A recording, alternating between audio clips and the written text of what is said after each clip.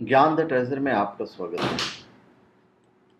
और हम आपको बताएंगे जब भगवान शिव बारात लेकर पहुंचे और पार्वती जी की जो माँ थी मैना, वो सबसे पहले दूल्हे को देखना चाहती थी। तो क्या हुआ? पार्वती जी के साथ विवाह के अवसर पर बारात में भगवान शिव के भयानक एवं सौम्य दोनों ही रूप के दर्शन हुए।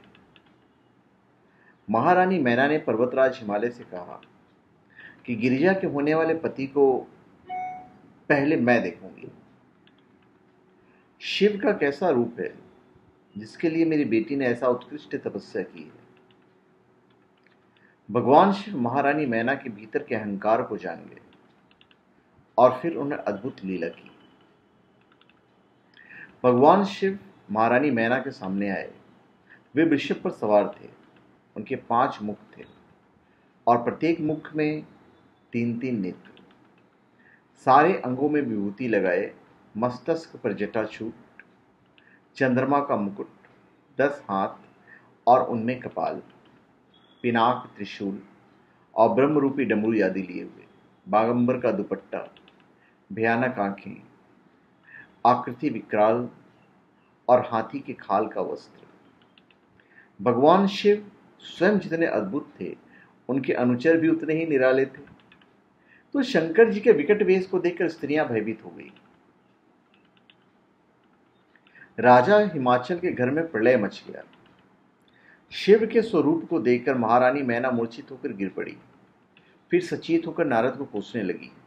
दुर्बुद्धि महर्देव ऋषि, तुमने मुझ नारी को ठग लिया है। हाय, मैं क्या करूं, कहां जाऊं? कहां गए वे भविष्यवक्ता ऋषि? अगर मिल जाए तो मैं उनकी दाढ़ी मूछें उखाड़ लूं। वो बड़े ही नाराज हो गई। इस वशिष्ठ की तपस्वी पत्नी भी ना जाने कहां चली गई है। वही आई थी अगुआ बनकर, मतलब वो इस शादी को मतलब पूरा संपन्न करवाने के लिए। क्रोधावेश में महारानी मैना अपनी पुत्री को भी कटु वचन सुनाने लगी। कह रही, दुष्ट लड़की, तूने स्वयं ही स्वर्ण की मुद्रा देकर कांच खरीदा है, चंदन छोड़कर पंख लपेटा है, मतलब कीचड़, हंस उड़ाकर पिंजड़े में कौवा पाल लिया है, सूर्य छोड़कर खगोत पकड़ लिया है, जुगनू जो होता है, सिंह को छोड़कर सियार का आश्रय लिया है, रेशमी वस्त्र को त्याग कर चमड़ा क्यों पहनना चाहती है?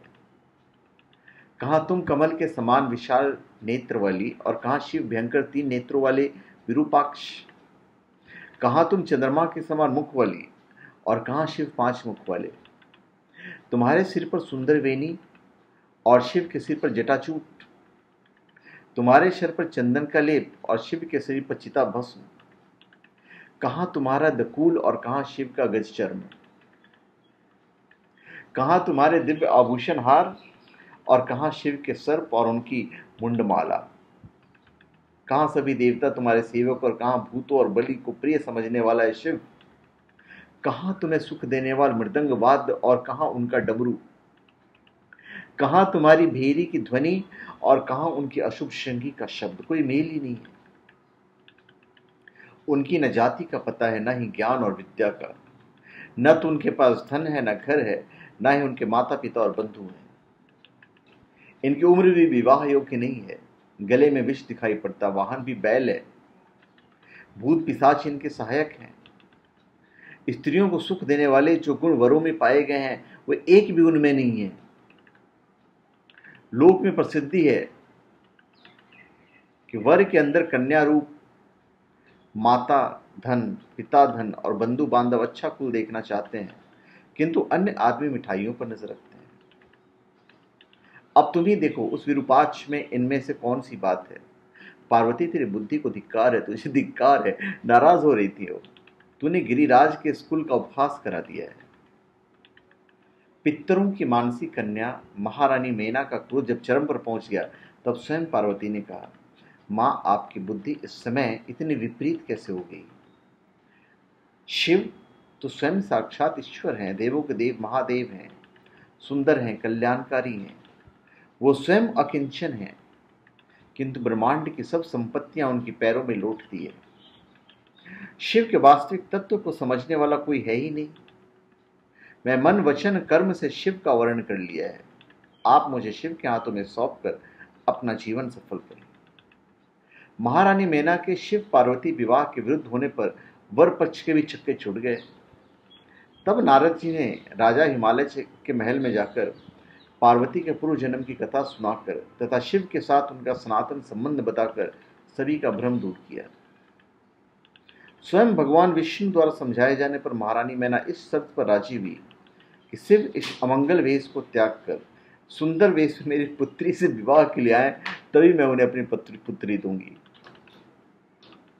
अभिशूल पानी शिव ने देखा कि मेना के रूप ही स्वरूप धारण करने के अतिरिक्त और कोई मार्ग नहीं है। अतलौकिक गति को देखकर और देवताओं के मनाने पर भूतनाथ शिव ने अपना सहज वेश बदल लिया। ब्याह तो ब्याह ही, चाहे ईश्वर का ही क्यों न हो। मंगलमय वैवाहिक वेश में भगवान शिव करोड़ों सूर्यों के समान तेजस्वी, कामदेव से भी अधिक सर्वांग सुंदर, प्रसन्न मुद्रा युक्त, मनोहर गौरवर्ण लावण्य से युक्त, मालती की माला पहने, रत्न जटित मुकुट धारण किए, किले में सुंदर हार और हाथों में कंगन और बाजूबंद पहने, बहुमूल्य रेशमी वस्त्र धारण किए, चंदन अगरू कस्तूरी का लेप लगाए, हाथ में रत्नमय दर्पण लिए, फिर उन्होंने शादी का ये वेश बनाया। उनका गज चर्म नीलांबर हो गया और जितने सर्प थे वे मणिमय आभूषण हो गए। विष्णु आदि समस्त देवता बड़े प्रेम से उनकी सेवा कर रहे थे। सूर्यदेव ने छत्र लगा रखा, चंद्रदेव मस्तक पर मुकुट बने उनकी शोभा बढ़ा रहे थे, गंगा और यमुना भगवान शिव की चवर डुला रही थी, आठों सिद्धियां उनके आगे नाच रही थी। अप्सराओं के साथ गंधर्व शिव जी का यशोगान करते हुए चल रहे थे। उनको देखकर ऐसा जान पड़ता था मानो शिव जी शारदीय पूर्णिमा की चंद्रमा है। देवता लोग नक्षत्रों के समान हैं तथा उन्हें देखने के लिए उनके चारों ओर नगरवासी चकोरों के समुदाय की भांति सुंदर लग रहे थे। शिव जी के गणों के वेश से मंगलमय हो गए। तो ऐसे सुंदर रूप वाले उत्कृष्ट देवता भगवान शिव को जामाता का रूप में देखकर महारानी मैना चित्रलिखी सी रह गई और चंद्रलेखा ने अलंकृत दुल्हे की आरती उतारते हुए महारानी सखियों से कह रही है, ऐसा अवर्णनीय मनोहर स्वरूप कि पूछो मत। महारानी मेना की सारी चिंता व शोक दूर हो गए। उन्हें अपने पहले अक्षम्य व्यवहार के लिए शिव जी से क्षमा मांगी। इस प्रकार विचित्र दुल्हे का अपनी नित्य संगनी से संयोग हुआ। तो धन्यवाद। आप हमारे चैनल पर सब्सक्राइब करें और अपने कमेंट दीजिए। धन्यवाद।